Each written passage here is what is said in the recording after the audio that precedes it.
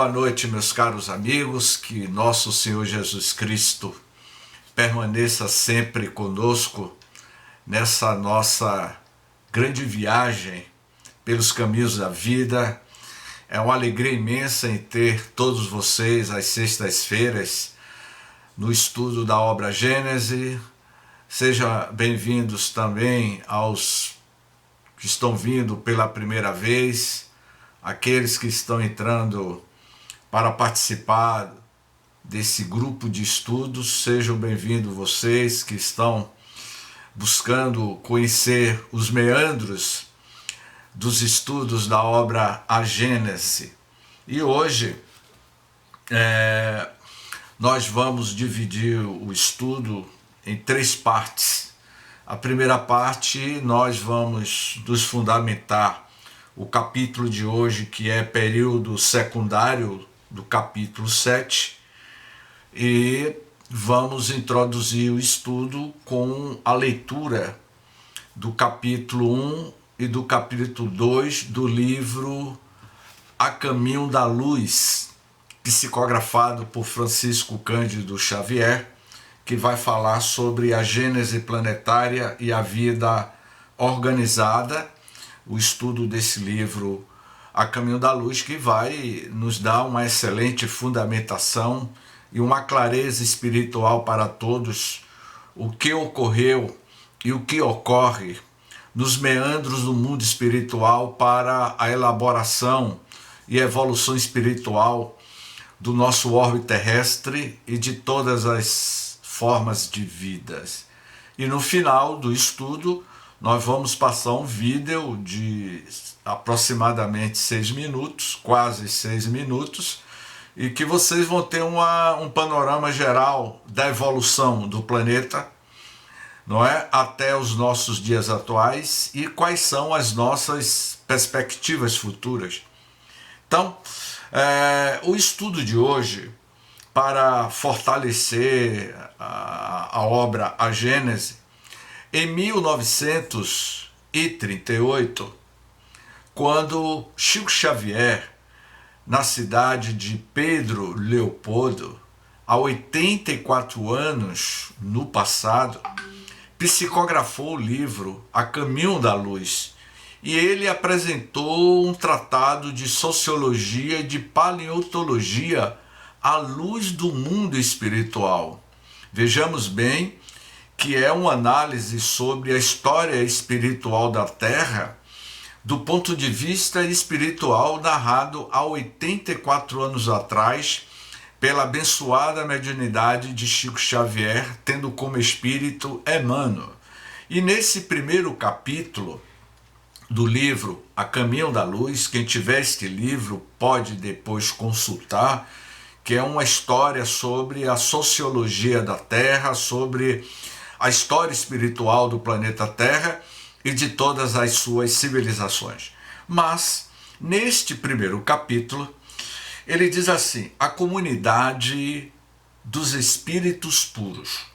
Rezam as tradições do mundo espiritual que, na direção de todos os fenômenos do nosso sistema, existe uma comunidade de espíritos puros e eleitos pelo Senhor Supremo do Universo, em cujas mãos se conservam as rédeas diretoras da vida de todas as coletividades planetárias.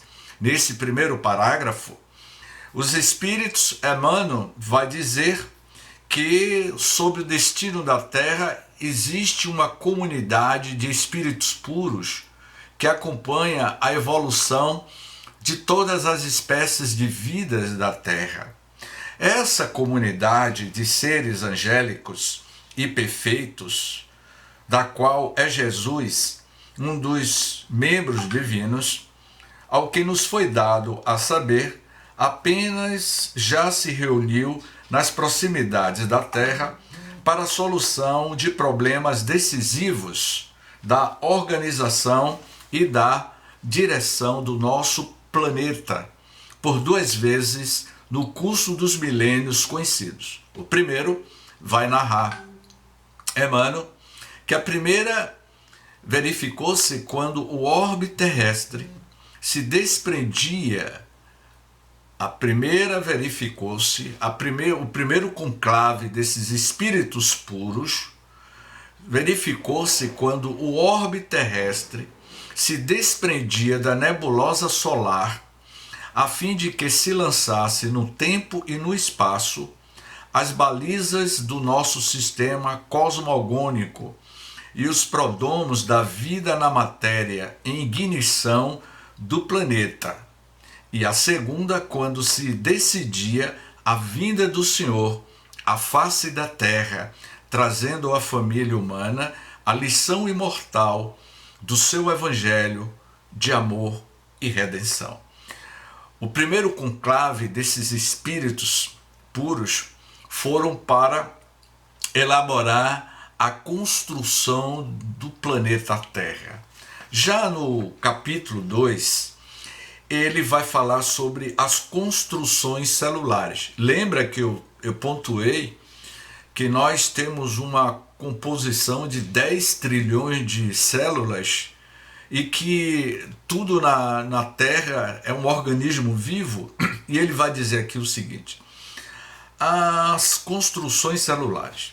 Sob a orientação misericordiosa e sábia do Cristo, laboravam na Terra numerosas assembleias de operários espirituais, como a engenharia moderna, que constrói um edifício prevendo os menores requisitos de sua finalidade.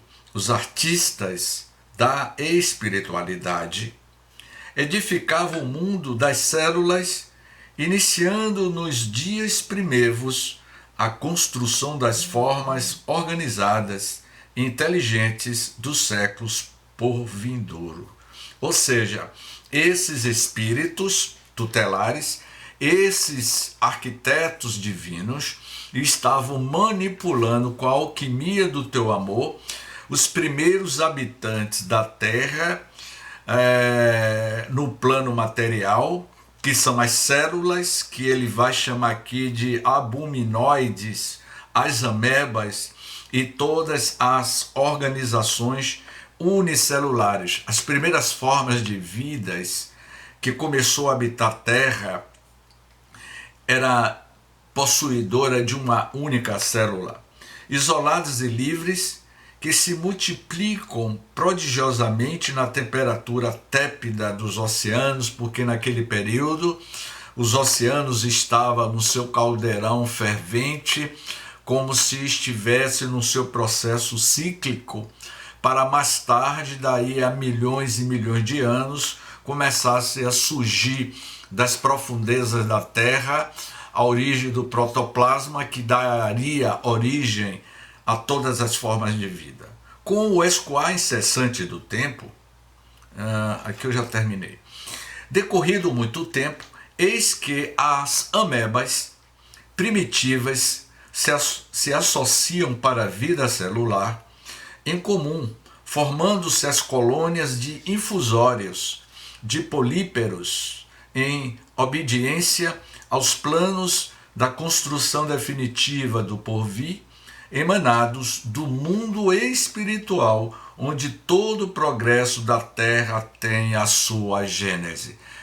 E os espíritos estão dizendo que todo o porvir emana do mundo espiritual, todo o progresso da Terra, todas as formas de vida da Terra teve a origem no mundo espiritual, sendo manipulado por esses engenheiros siderais, por esses arquitetos siderais, por esses biólogos, vamos dizer assim, siderais, não é? Em outro trecho do livro, ele diz: os trabalhadores do Cristo, como os alquimistas que estudam a combinação das substâncias na retorta de acuradas observações, analisavam igualmente a combinação prodigiosa dos complexos celulares, cuja formação eles próprios haviam delineados executando com as suas experiências uma justa aferição de valores, prevendo todas as possibilidades e necessidades do porvir. Todas as arestas, ele vai dizendo que esses engenheiros espirituais foram eliminando, aplanaram-se dificuldades e realizaram-se novas conquistas. A máquina celular foi aperfeiçoada no limite do possível em face das leis físicas do globo. Os tipos adequados à Terra foram consumados em todos os reinos da natureza, eliminando-se os frutos tetralógicos e estranhos do laboratório de sua perseverante experiência. Portanto, ele diz aqui que, deixa eu ver aqui se ainda vai mais adiante, aqui é os antepassados do homem, que vai ser o assunto para a próxima aula. Mas pela leitura que observamos, ele deixou claro que por trás desse período, como vocês vão assistir no final do estudo, um vídeo de 6 minutos, em 6 minutos, a evolução da Terra até o Homo sapiens sapiens, que somos nós. E Kardec, no livro A Gênese, agora lendo o item 28, ele vai falar sobre esses períodos secundários até chegar ao período terciário. Com o período de transição, desaparece a vegetação colossal e os animais que caracterizavam a época, ou porque as condições atmosféricas já não fossem as mesmas, ou porque uma série de cataclismos haja aniquilado tudo o que tinha vida na Terra. É possível que as duas causas tenham contribuído para essa mudança. Por isso que, de um lado, o estudo dos terrenos que se assinalam o fim desse período comprova a ocorrência de grandes subversões oriundas de levantamentos e erupções que derramaram sobre o solo grandes quantidades de larvas e outros lados, porque grandes mudanças se operaram nos 3 reinos, né? E aqui Kardec ele faz uma observação que o primeiro fóssil desse animal, ele vai falar mais adiante, que aquelas primeiras formas do período Jurássico, o período terciário, a era Jurássica com os monstros, os dinossauros, aquelas formas de vida gigantescas, foram praticamente dizimados, como nós vamos estudar nos próximos capítulos, com um asteroide, um cometa de aproximadamente 10 quilômetros de extensão que atingiu o Golfo do México há 65 milhões de anos atrás, chocou-se com a Terra e dizimou 90% da população da Terra. Se este cometa não tivesse se chocado com a Terra há 65 milhões de anos atrás, certamente, deixa eu ver aqui, Dona Lourdes Kennedy teria corpo humano e cabeça de dinossauro, não é? Então, foi necessário, Dona Lourdes, a extinção em massa dos dinossauros da pré-história, do período Jurássico, para que uma nova civilização de vidas biológicas, de novas vidas animais surgisse na Terra. Então, quando ele diz que o período secundário se caracteriza sob o aspecto mineral, por numerosas e fortes camadas que atestam uma formação lenta no seio das águas e marcam diferentes épocas bem caracterizadas. É sempre bom lembrar que nós somos a raça mais inteligente da Terra, mas também a mais perigosa de todas. Que, pelo que nós estamos estudando, as perspectivas futuras da humanidade é que o planeta vai passar por grandes cataclismos futuros. E como será a nossa raça? Que nós estamos em um período ainda de evolução na Terra. Não significa que já atingimos o ápice da perfeição. Até porque falamos muito de mundos de regeneração, de provas e expiação para mundo de regeneração.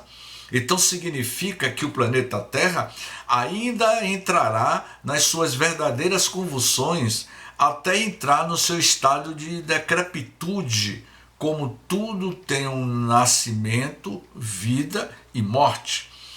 O nosso corpo tem nascimento, vida e morte, todas as formas biológicas na Terra, humana na Terra, tem o seu processo cíclico de evolução, de ápice de evolução e muda-se para outros estágios de vibração. E isso certamente, sem sombra de dúvidas, ocorrerá com a raça humana, porque nós somos os seres humanos mais inteligentes do orbe terrestre, mas também somos pessoas. O homem é um indivíduo muito perigoso que pode dar um nocaute no planeta Terra, destruindo o planeta Terra antes do seu tempo. O planeta Terra tem o seu tempo de desenvolvimento, de crescimento, e vai depender de como nós estamos administrando a evolução do nosso planeta. A vegetação é menos rápida e menos colossal. Alguém pode desligar aí o microfone? Alguém está com o microfone ligado. Suzana, desliga o microfone, minha querida. Pronto. A vegetação é menos rápida e menos colossal que no período precedente, sem dúvida, em virtude da diminuição do calor e da umidade e das modificações sobrevinda aos elementos constitutivos da atmosfera. A atmosfera naquela época era uma atmosfera mais carregada, mais saturada, não tinha esse oxigênio que nós respiramos outro, não é? Os animais, as plantas, as formas de vida vegetal, não tinha essa estrutura das matas que nós temos hoje, dos legumes, não é? Das árvores. Era completamente diferente porque estava ainda no seu processo de transformação, como nós vimos nas mãos desses arcanjos espirituais que estavam buscando uma elaboração de um planeta mais adequado para a gente trabalhar na Terra.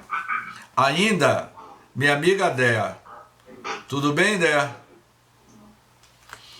Ainda são aquáticos os animais, ou quando nada, anfíbios, a vida vegetal. Desliga o vídeo, o áudio Dea. Progride pouco na terra seca. Desenvolve-se no seio dos mares uma prodigiosa quantidade de animais, de conchas, devido à formação da matéria calcária. Nascem novos peixes de organização mais aperfeiçoada do que no período anterior. Aparecem os primeiros cetáceos. Os mais característicos animais dessa época são os répteis monstruosos, entre os quais se notam.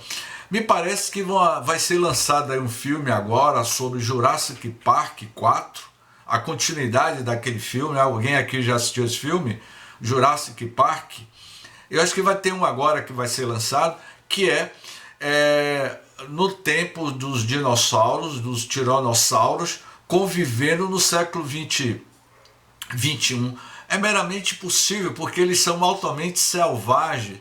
Isso é coisa de filme de Hollywood, porque naquela época o homem jamais poderia sobreviver num período jurássico Tem um livro que é uma ficção, esse livro, Terra Nova, de um escritor brasileiro, que é uma ficção que ele viaja até o período Jurássico na sua nave espacial, ele vai até o passado do período Jurássico de 65 milhões de anos atrás, e eles tentam conviver com os dinossauros. Era meramente impossível, porque eles eram gigantescos e as formas de vida eram muito agressivas. Então o homem não teria estabilidade de viver em um planeta que ainda era muito jurássico, muito primitivo.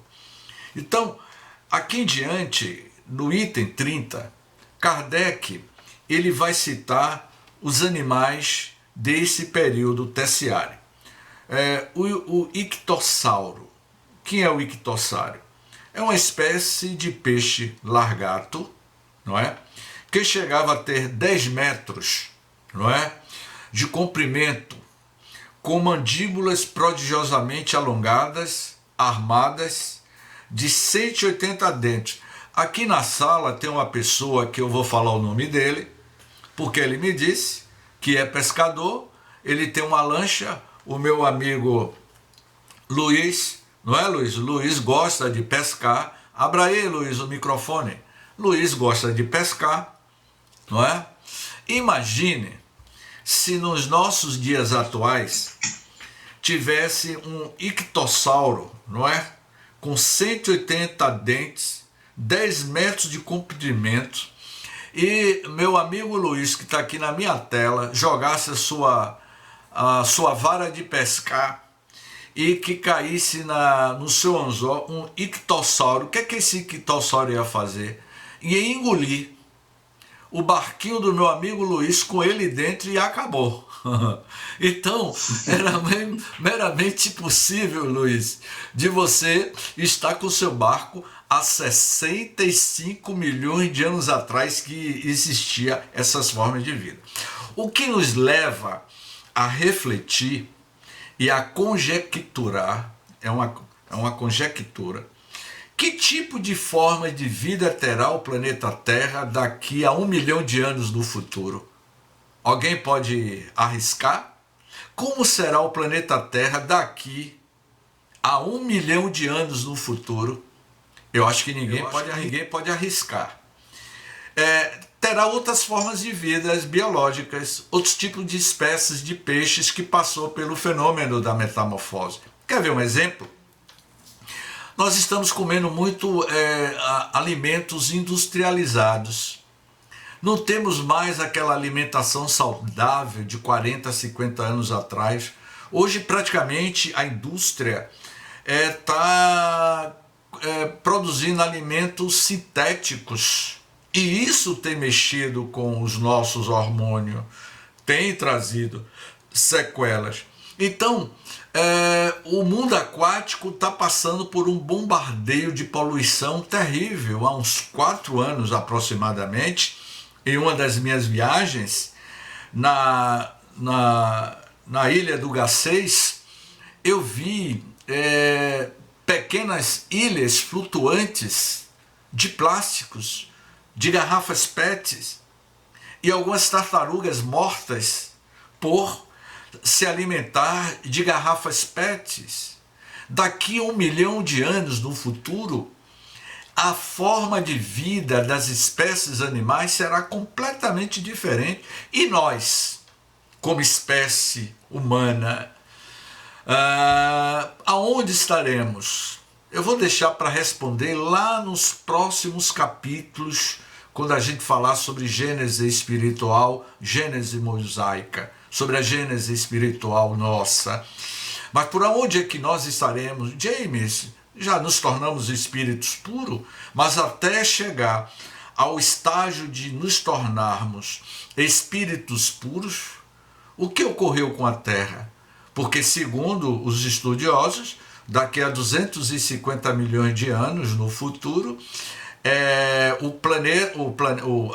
os continentes vão se juntar de novo e vai surgir uma nova Pangeia do futuro daqui a alguns milhões de anos. Então tudo está em evolução.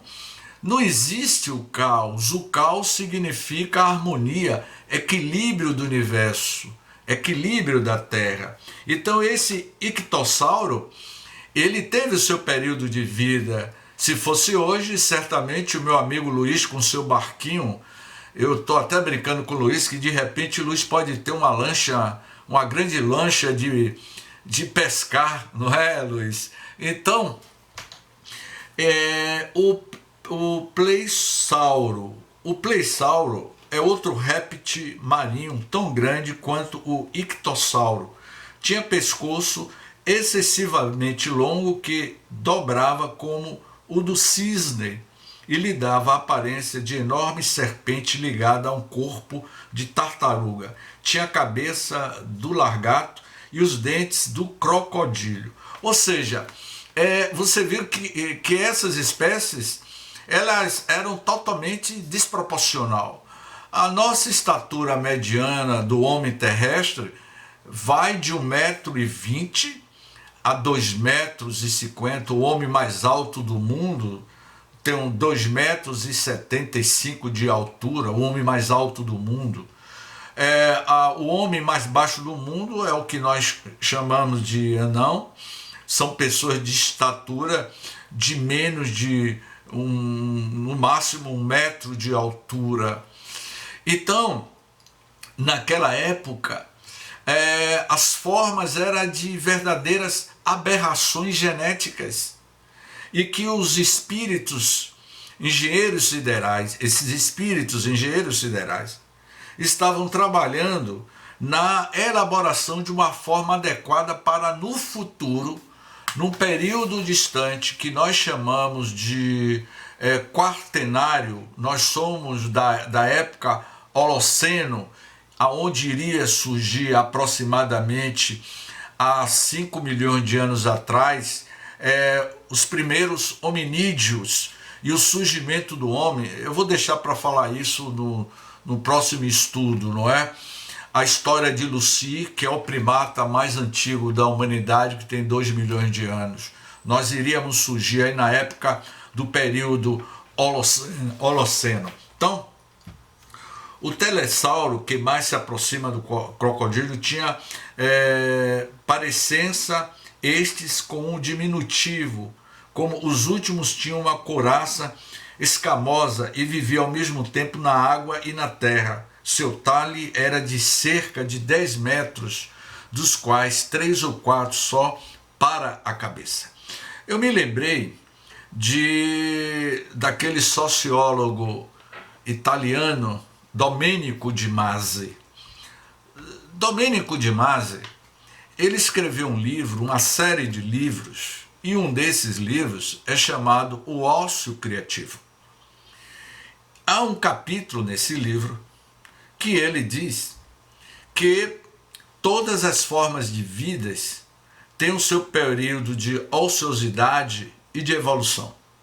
E ele vai narrar que o cachorro domesticado nosso, que hoje, quem não tem um cachorro dócil dentro de casa, domesticado, e os nossos animais, vamos nos ater ao gato e ao cachorro, que são os animais mais domesticados, eles estão criando padrões semelhantes ao nosso.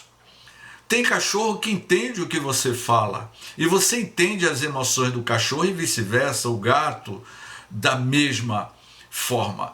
E Domenico de Masi vai dizer que aproximadamente 30 mil anos atrás, o lobo do passado, que é o cachorro domesticado hoje, naquela época, eles, para se aproximar do homem de Neandertal, que utilizava como ferramenta de sobrevivência o fogo, que foi a descoberta do fogo, esses lobos eram ferozes, eles atacavam, e eles atacavam em grupo.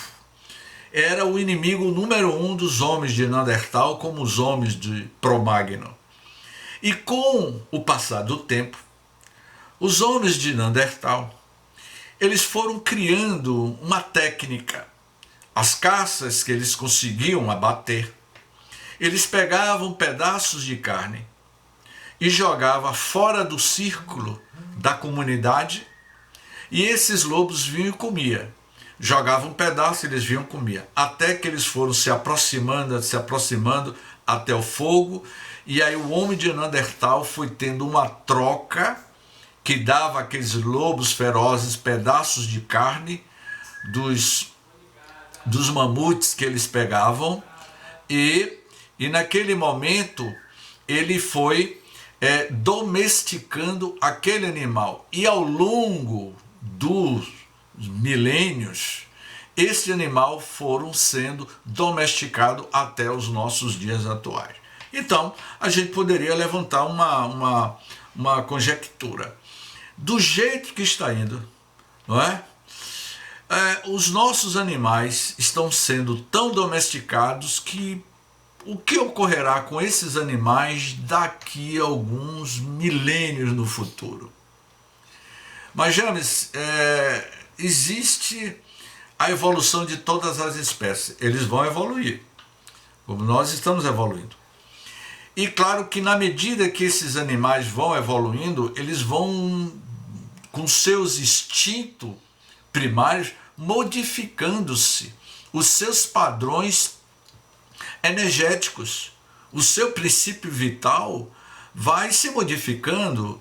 Lembra que os espíritos disseram a Allan Kardec que na medida que o espírito vai evoluindo, ele vai intelectualizando a matéria. Intelectualizar a matéria é refinar a matéria, modificar os padrões celulares da matéria. Se você evolui moralmente, eticamente e espiritualmente, você vai modificar os padrões do seu perispírito. Você vai evoluindo, seu perispírito vai ficando mais refinado, ele vai ficando muito mais translúcido, porque o perispírito ainda é uma vestimenta muito pesada. Então, esses animais, como era o megalossauro, grande largato, espécie de crocodilo, de 14 a 15 metros de comprimento, imagine só, não é? Um crocodilo com 14 a 15 metros, realmente era impressionante. É evidente que esses animais tinham um princípio vital, tinham um princípio espiritual, um princípio vital, e que esses princípios vital, ele tinha origem no mundo espiritual. Eu indico a vocês, torno a repetir, uma leitura de 2 livros, não é?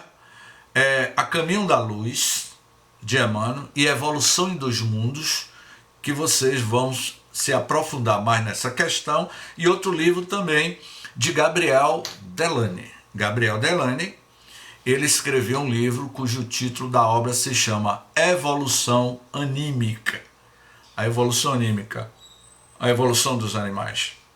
Se o nosso perispírito vai se modificando, o princípio vital, a energia que vitaliza o reino animal também vai se modificando. Essencialmente carnívoro, nutria-se de répteis, de pequenos crocodilos e de tartarugas. Sua formidável mandíbula era armada de dentes em forma de lâmina, que tinha um poder de destruição muito grande. Então, ele vai aqui tecendo algumas questões, e que eu vou encerrar aqui no item 32, quando ele diz assim, que durante esse período, que há de ter sido muito longo, como o atesta o número e a pujança das camadas geológicas, a vida animal tomou enorme desenvolvimento no seio das águas, tal qual se dera com a vegetação no período que findara, mais depurado e mais favorável à respiração. O ar começou a permitir, não é, que alguns animais vivessem em terra. O mar se deslocou muitas vezes, mas sem abalos violentos. Com esse período, desaparece por vez aquelas raças de gigantescos animais aquáticos, substituídos mais tarde por espécies análogas, de formas menos desproporcionadas e de menor porte. Isso foi por volta de 205 milhões de anos no período Jurássico. E é fabuloso estudar a paleontologia, é estudar o desenvolvimento de todas as formas de vida e tendo sempre o princípio espiritual como o alquimista, não é? Tem uma música que eu não sei quem é o autor desta música. Os alquimistas estão chegando. Essa música é do tempo de Aldo Cerqueira, né? Jorge Ben. Jorge Ben, os alquimistas estão chegando, né? Os alquimistas... Estão chegando os alquimistas. Estão chegando os alquimistas. Aldo agora foi lá no tempo de Jorge Benjó. Que tempo bom. Então, Aldo, tem os alquimistas espirituais. Os espíritos vão afirmar, meus queridos irmãos, minhas queridas irmãs, que o universo, o planeta Terra, poderia nunca ter existido, mas o mundo espiritual sempre existiu. Eu vou pedir autorização a vocês. Ao terminar o nosso estudo, eu vou colocar aí no grupo do Zap um vídeo de 4 minutos da minha pessoa no local onde eu resido quando eu não estou em Salvador. E nesse vídeo de 4 minutos, eu tracei a história da evolução da Terra e a evolução espiritual do Cristo, esse Cristo cósmico, em 4 minutos, que é um lugar que é um verdadeiro paraíso. Então, se a gente quer manter este paraíso e manter este paraíso que é a nossa terra, a gente tem que estar de mãos estendidas com o mundo espiritual, porque a verdadeira origem nossa, de cada um de vocês, de cada um de nós, é o mundo espiritual. É de lá que partimos e é para lá que retornaremos. Há um capítulo do livro Perturbações Espirituais, de Divaldo Pereira Franco, que tem um capítulo que diz assim: intercessão providencial. Olha o que o espírito Manuel Filomeno de Miranda apresentou através da abençoada mediunidade de Divaldo Franco. Olha o que ele descreve o mundo espiritual. O céu estava recambado de estrelas, lucilantes, como lanternas mágicas, que dilatavam claridade pelo zimbório azul turquesa. Leve brisa acariciava o arvoredo e conduzia delicado perfume de azaleias brancas com bordas de luz. Era a narrativa de Filomeno de Miranda, esse espírito, em uma reunião que iria ocorrer no plano espiritual. E olha o que ele diz aqui, é aqui que eu quero que vocês prestem bem atenção. Aves, pássaros de plumagem incomum voavam sobre os jardins que adornavam o centro de comunicações da nossa esfera de ação.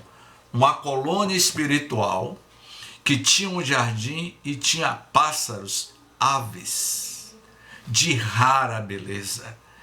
Então para a gente analisar, James, a evolução de todas as espécies ocorre nos dois planos, no plano extrafísico e no plano físico. Quando os animais não estão evoluindo na Terra, eles estão passando pelos seus estágios. Por que ele diz aqui, não é? E que eu achei muito interessante.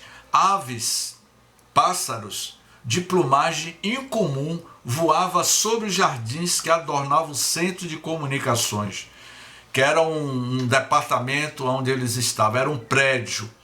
De onde vieram essas aves? Como elas foram originadas? Quando André Luiz, no livro Nosso Lar, ele fala sobre os abutres, os ibis viajores. Ramatiz, no seu livro A Vida Além da Sepultura, esse livro, A Vida Além da Sepultura, de Ramatiz, é um livro com quase 500 páginas. Ele vai falar de abutres. Os abutres que nós temos aqui na Terra, os urubus, que comem o resto de carcaças, ele vai dizer que existem regiões no mundo espiritual que tem esses abutres e que esses abutres têm a função de se alimentar do psiquismo espiritual nossa, da matéria mental densa negativa. Eles se alimentam, é como se eles fossem os limpadores da psicosfera negativa emanada de cada um de nós na Terra. Como é que vocês acham que é a psicosfera espiritual do planeta Terra? Ela é de acordo com a forma que a população da Terra pensa.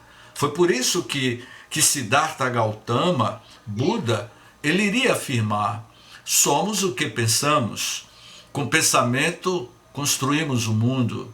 O mundo nada mais é do que a construção mental do seu próprio morador.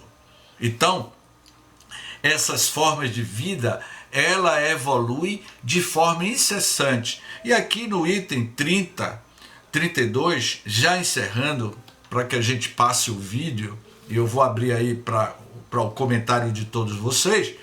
No item 32, Aldo, ele diz o seguinte, meu amigo Aldo: o orgulho levou o homem a dizer que todos os animais foram criados por sua causa e para a satisfação de suas necessidades. Mas qual o número dos que lhe servem diretamente, dos que lhe foi possível submeter, comparando ao número incalculável daqueles com os quais nunca teve ele, nem nunca terá quaisquer relações? Nós adoramos submeter os animais ao nosso orgulho. Hoje, pela tarde, eu fiz uma palestra presencial no quartel dos bombeiros aqui em Salvador, a convite do Major Barbosa, e que o tema da nossa palestra lá na Capelania Espírita dos Bombeiros, e eu falava sobre a lei da reencarnação.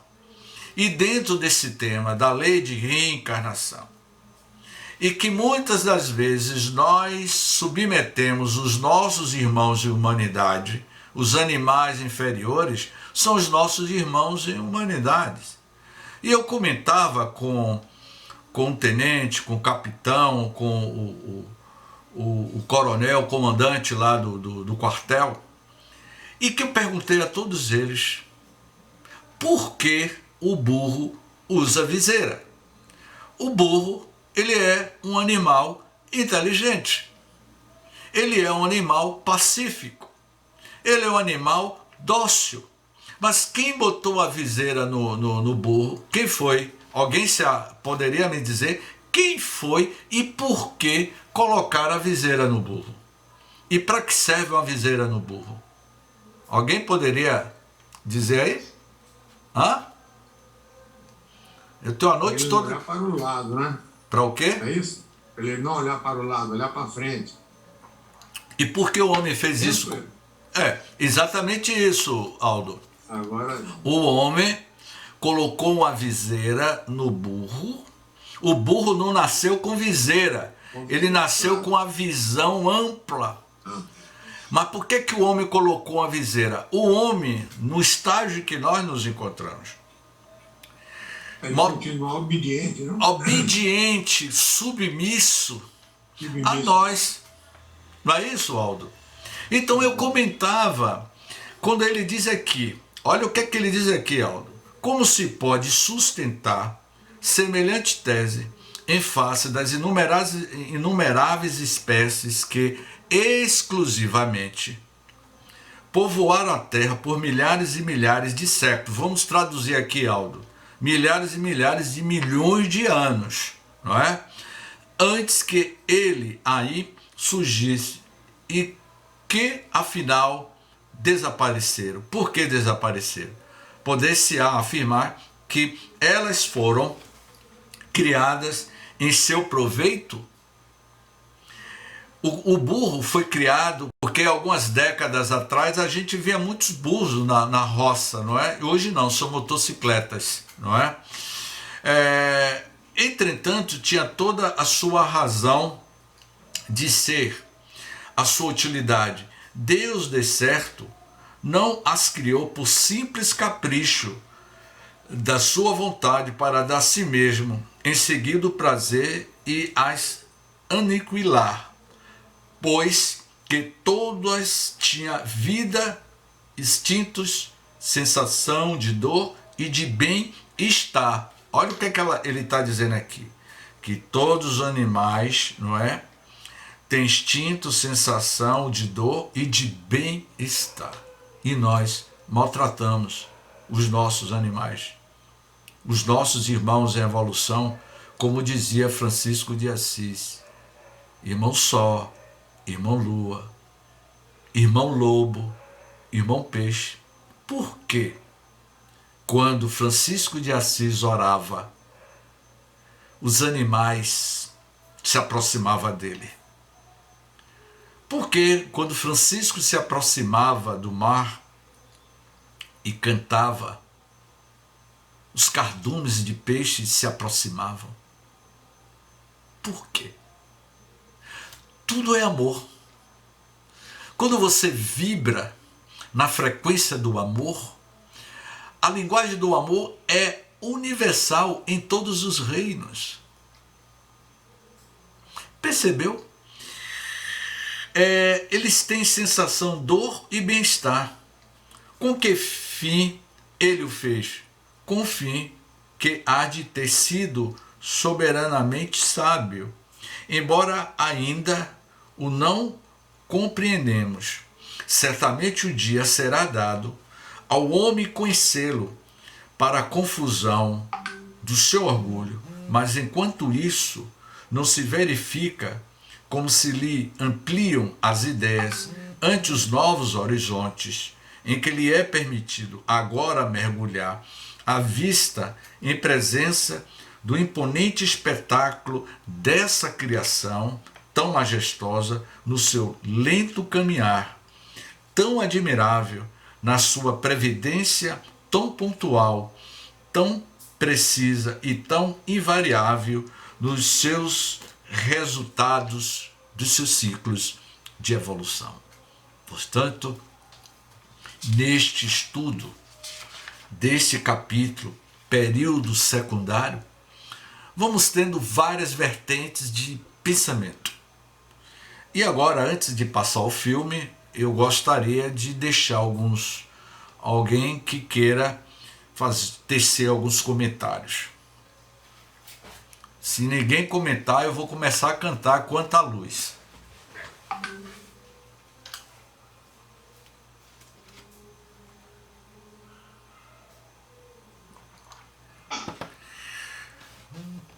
Nesse estudo, aprendemos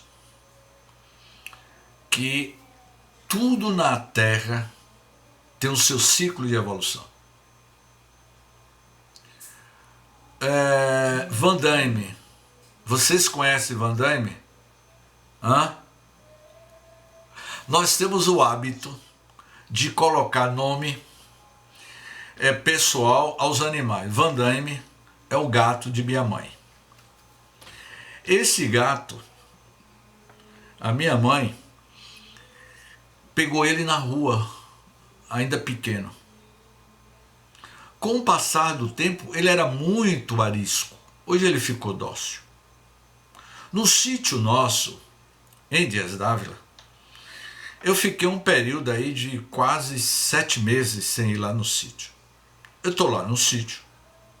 E de repente, a vizinha, é um sítio todo murado, e o sítio vizinho, uma vizinha começou, o Aldo, dizer assim: James, volte para casa, James. Cadê você, James? Eu disse: ora, alguém está me chamando. Eu cheguei na janela, na varanda, e perguntei: quem é que está me chamando? James, desça do muro, James. Quando eu olhei, sabe o que era, Aldo? Um gato, que a vizinha botou o nome de James. E aí eu fui perguntar à vizinha, essa vizinha é minha prima. Eu: prima, que história é essa? O gato com o nome de James? Ah, James, a moça que trabalha aqui em casa, outro dia, eu falando para ela que eu tenho um primo que tem um nome americano, James, ela achou tão lindo, ela está criando um gato e botou o nome do gato em sua homenagem, James. Para você ver que tem cachorro que chama Léo, Leonardo, Charles. E aí eu disse: deixa eu ver esse gato, que se pelo menos esse gato tem a minha aparência.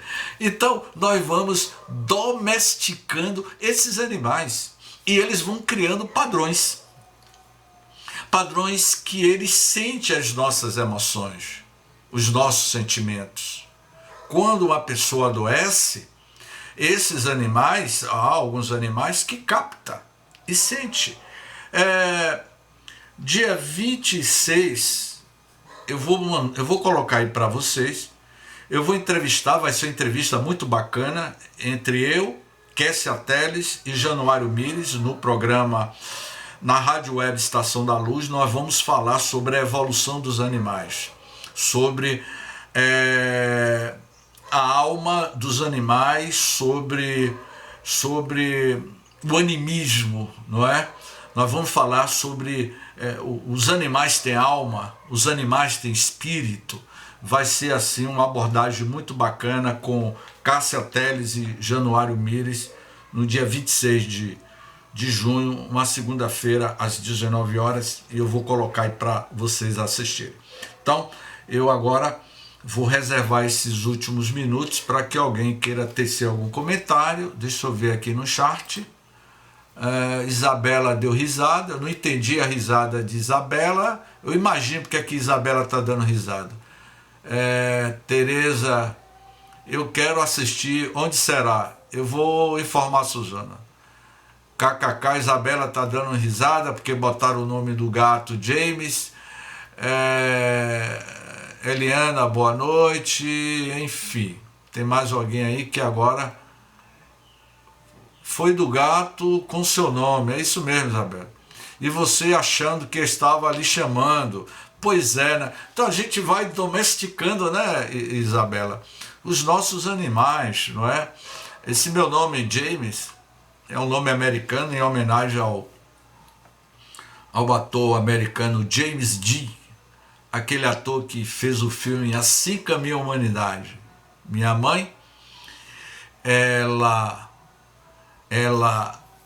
era fã de James Dean e ela dizia que quando tivesse um filho primogênito, se fosse homem, colocaria o nome de James em homenagem a James Dean. Só que ela caiu do cavalo, porque minha mãe tem descendência portuguesa e meu pai era afrodescendente. E Dona Vanilda achou que o DNA dela ia prevalecer, que eu iria reencarnar branco de olhos azuis.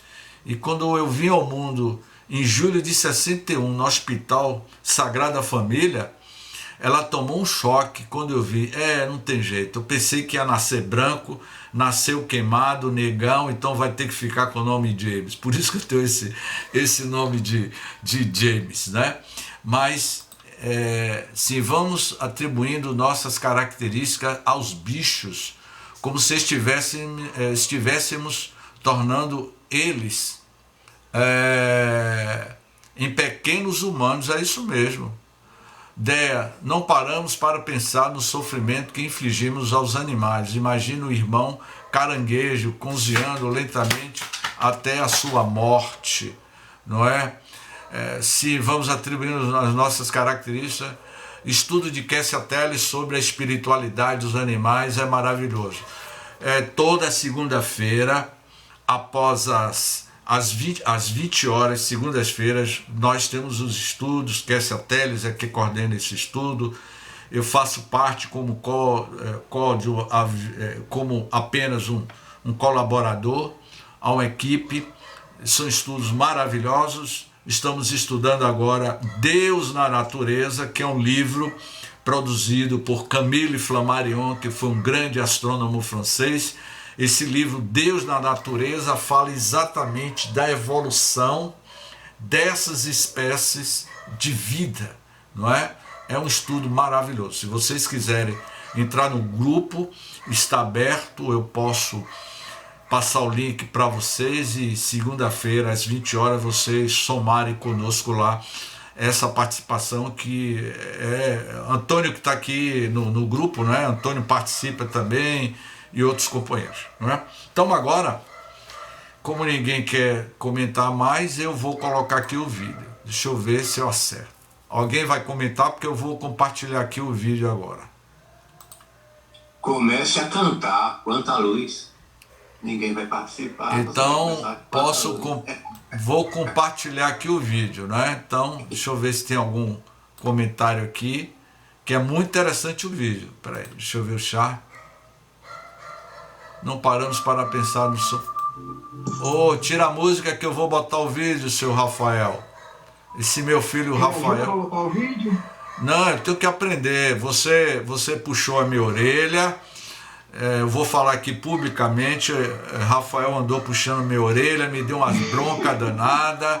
Deixa eu aprender aqui. Peraí, compartilhar. Agora, tá certo, Rafael? Agora eu clico aqui porque o seu Rafael andou me dando uns esporros.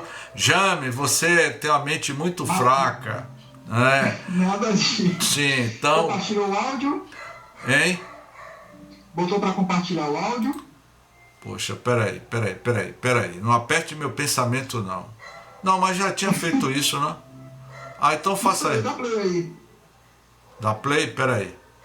O planeta Terra funcionou? Tá com áudio, sim. Tá com áudio. Pronto. Agora, gente, eu vou passar esse vídeo. Dela cheia.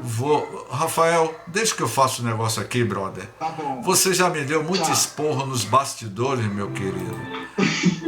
Esse Rafael não é fácil. Tira aí a música aí, Rafael. O que vocês vão ver agora é uma síntese de todos o nosso estudo, não é? Suzana tá dando risada. Vamos lá. O planeta Terra surgiu há cerca de 4,5 bilhões de anos. É muito difícil mensurar quanto tempo é isso, porque o tempo geológico é muito diferente do tempo histórico, que conhecemos melhor. O tempo histórico se refere à existência do homem, que surgiu apenas alguns milênios atrás. Se todo o tempo geológico, ou seja, a idade da Terra, fosse reduzida a um dia, as primeiras civilizações humanas teriam surgido nos últimos 3 segundos.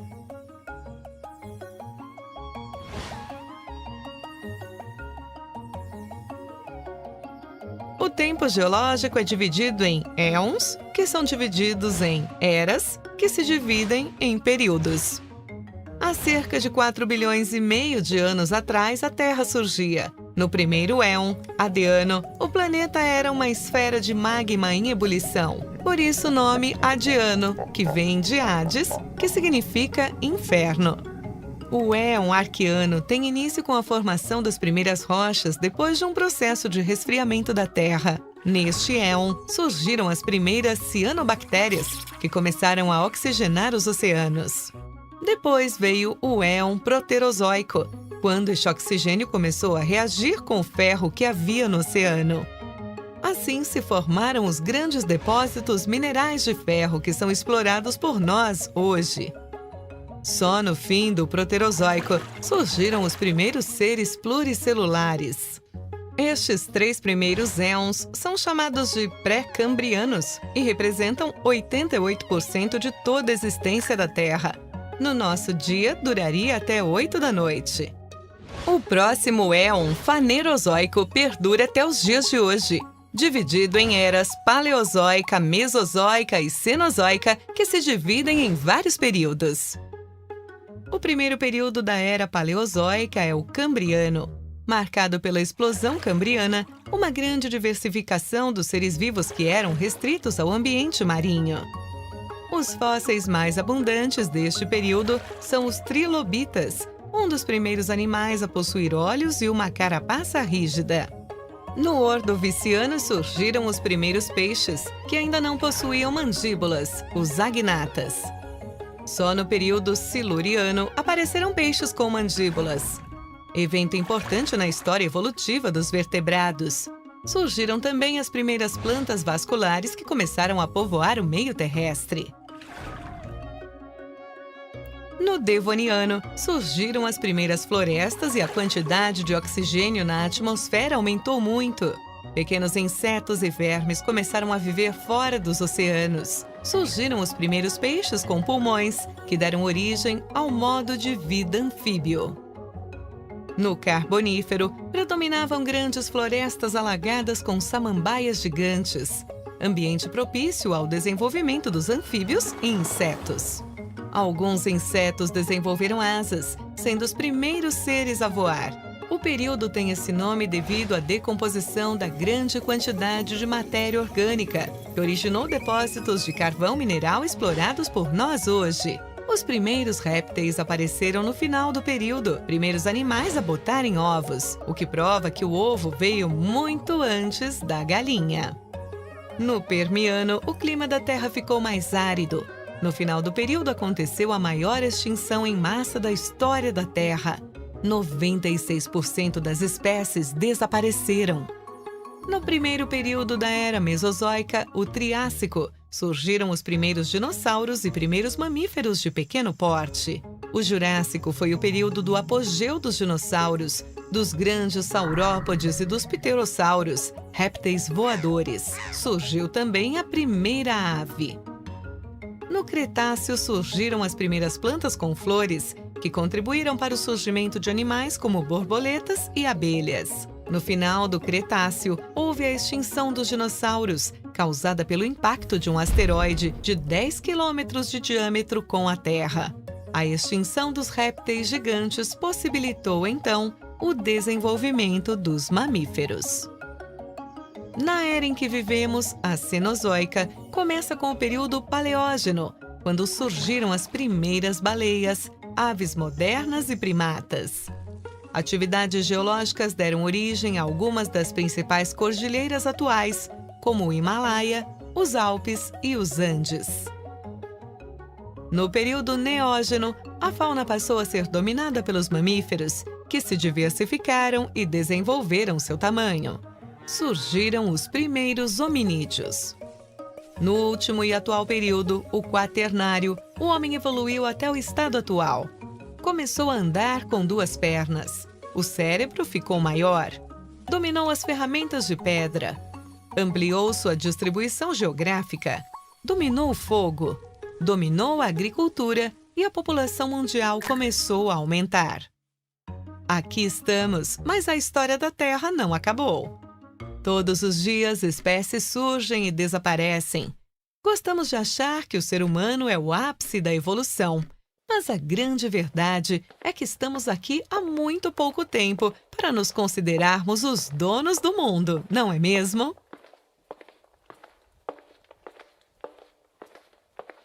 Eu vou pedir a alguém aí na sala que se candidate a fazer a prece de encerramento.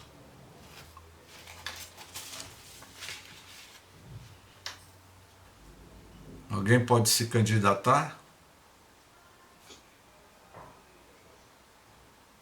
Quanta luz neste ambiente descendo sobre Vamos nós. lá.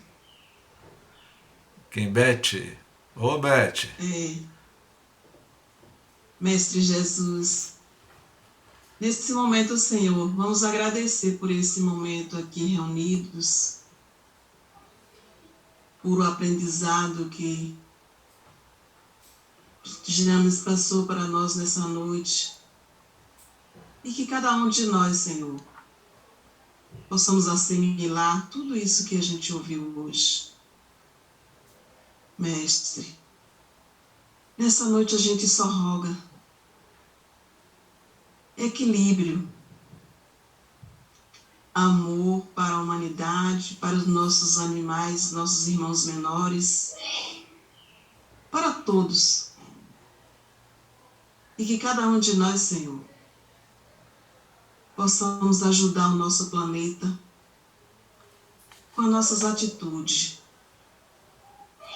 Um pouquinho que cada um fizer já vai valer a pena, Senhor. Então, Jesus, faça com que cada um seja tocado. E que assim, cada estudo que a gente vier, a gente aprenda para colocar em prática.